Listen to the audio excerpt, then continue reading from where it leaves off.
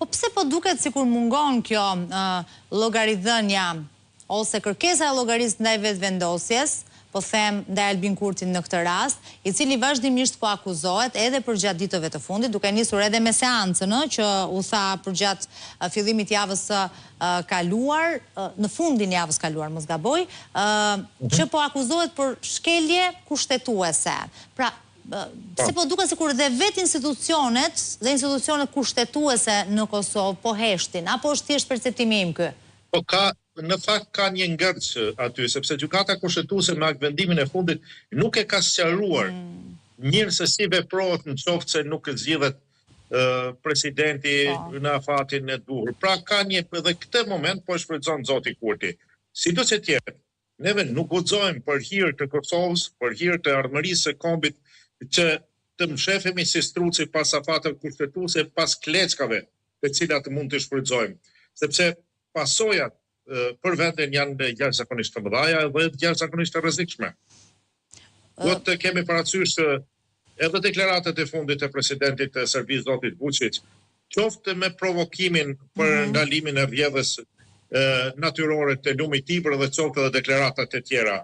Pra ngacmimet nga ana e Serbisë janë permanente. Dhe neve në mungesë të institucioneve të konsoliduara, në mungesë të një qëndrimi të përbashkët, të pozitës dhe të opozitës, edhe në mungesë të një arsyetimi logjik për ndërtimin e institucioneve, po e dëmtojmë shumë perspektivën e Kosovës dhe po e dëmtojmë shumë edhe ballafaqimin e Kosovës me Serbinë, pse jo edhe në raport të komunikimit me miqtan, me faktorin ndërkombëtar. Ju lutem bëjmë një analizë thjeshtë dhe më thoni kur janë takimet e fundit që janë zhvilluar nga zoti Kurti dhe drejtuesit e institucioneve Kosovës me partnerët tanë. Se ju thoni, përmendni sigurisht Kosovën, pra shtetin e Kosovës, zyrtarisht, Serbinë dhe ndërkombëtarët. Ka zëra, dhe sidomos ata që vinë nga PDK-ja, që thonë që një nga arsyet pse Albin Kurti vazhdimisht është duke nxitur krizën dhe nuk kërkon një zgjidhje dhe shkon vazhdimisht në procese zgjedhore njëri pas tjetrit, mund të jetë një lloj shmangje që ai po përpiqet t'i bëjë një procesi që mund të vi dhe që do duhet të vi pashmangshmërisht dhe përballja e Kosovës me Serbinë, që do ta detyronte këtë të fundit që të bënte shumë kompromise, të cilat shkojnë bien ndesh me qëndrimet që kanë mbajtur deri tani vetvendosja në vetvete. Ju e shihni të mundshme këtë perspektivë, mund të jetë kjo një nga arsyet për çfarë përfiton Albin Kurti, pse e çon në zgjedhje pas zgjedhje vendin? Të them të drejtën, unë kem shumë i sinqert me juve dhe me televizionistit. E kam shumë paqartë se çfarë kërkon Albin Kurti tani më. Pse? Jem vërtet i sinqert, sepse nuk kuptohet. 3 palë zgjedhje janë bërë dhe ne kemi qëndruar në vend qëndror. Pra nuk kemi, rezultate zgjedhore nuk kanë prodhuar diçka të ndryshme. Pra, vetëm jemi vërtitur rreth vetes. Drejtuesit e përgjegjshëm të një shteti marrin përgjegjësi për shtetin.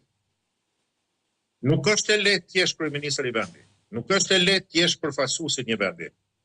Liderët e vërtet marrin përgjegjësi. Edhe zoti Kurti duhet të jetë në krye të detyrës.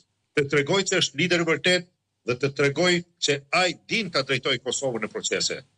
Marrja e përgjegjësisë është për liderit, nuk është për qytetarët e thjeshtë. Kosova ka një sistem i cili votën ja u delegon përfaqësuesve vetë në parlament, dhe përfaqësuesit e vetë në parlament zgjedhin qeverinë dhe presidentin. Dhe në këtë rast, kur zgjedhet qeveria dhe presidenti, ajo është votë e deleguar. Zoti Kurti e ka votën e deleguar qytetarëve të Republikës Kosovës për t'i përfaqësuar ata në ballafaqim me palët e treta. Qoftë në raport me Serbinë, qoftë në raport të bisedimeve me partnerët tanë strategjik për zhvillimet e Kosovës, për perspektivën e Kosovës, për zhvillimin ekonomik, për aleancët strategjik, sepse kemi nevojë të kemi aleancë strategjike permanente, për rikuperimin e të gjitha atyre problemeve që na kanë ndodhur këtë 5 vjeçarin e fundit me sanksionet ndaj Kosovës, qoftë nga Bashkimi Evropian, qoftë nga Shtetet e Bashkuara të Amerikës. Pra, neve jemi duke humbur jashtëzakonisht shumë kohë. Dhe kjo humbje kohë do të thotë stagnim ekonomik për Kosovën, do të thotë mos zhvillimi i duhur i institucioneve të Republikës Kosovës, do të thotë mos forcim i policisë Kosovës dhe sidomos i forcës së sigurisë Kosovës.